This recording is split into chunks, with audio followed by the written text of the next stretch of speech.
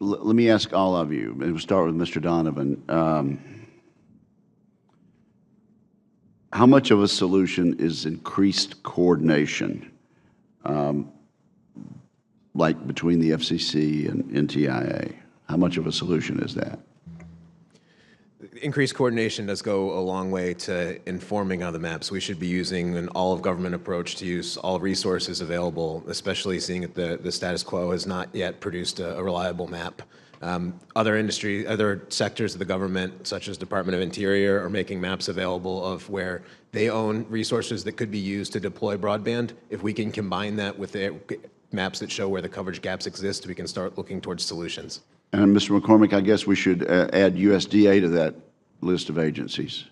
Yes, sir. I think it's critical for rural America and our farmers to have the FCC, your committee, and USDA collaborating on a way that we can get connectivity to rural America. Anyone else want to comment on that? Mr. Strange, what do you think about Mr. Spalter's pilot program that he mentioned?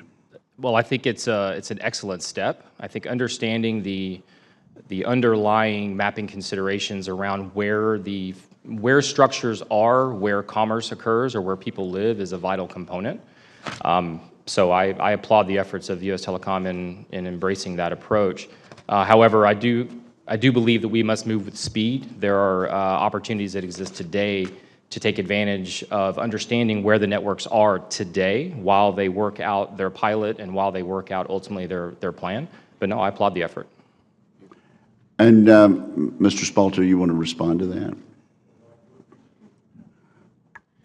I do appreciate that support, but it's also important to understand that, yes, we also believe that speed is important, and we believe that if we actually move quickly, embrace some of these new data sets that are now finally available in the marketplace, integrate them into a foundational database that can actually scale and be available for national use in a comprehensive, harmonized perspective on where locations are and where they're not, we can do it quickly, we can do it cost-effectively, and we can do it in ways that are actually going to deliver more broadband to more rural Americans than ever before. Do you think legislation is needed, Mr. Spalter, or you think the agencies need to do this?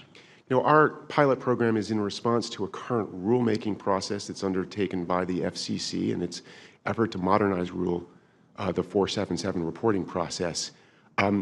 It's responsive to that. If statutory input is required to actually succeed in scaling and building a national map that is actually going to be able to create a pathway for ensuring that all rural Americans can get broadband and we can use scarce public resources effectively, then yes, I think a statutory approach is important and could be complementary. Does anyone want to speak up in favor of the Form 477?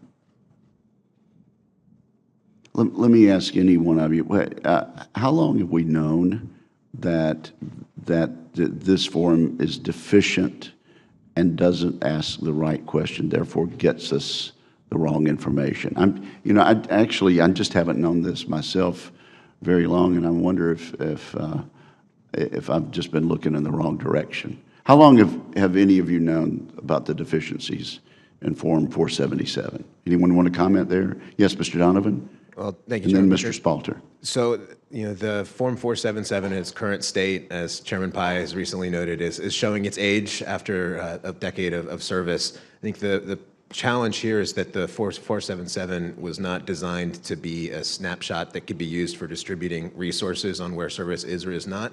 It was initially designed to show over time how services were being deployed, and while it may have some utility at that, it's not designed for this current purposes of distributing universal service fund support. Mr. Spalter?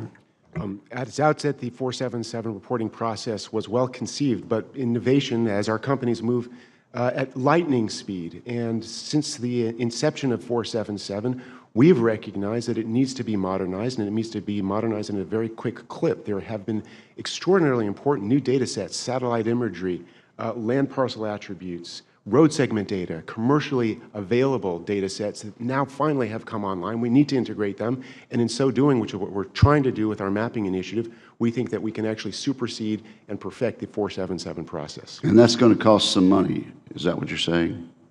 Nothing is free, but we think we can do so in a way that's actually going to be enormously cost-effective, particularly in comparison to previous broadband mapping efforts. Thank you very much. Senator Cantwell.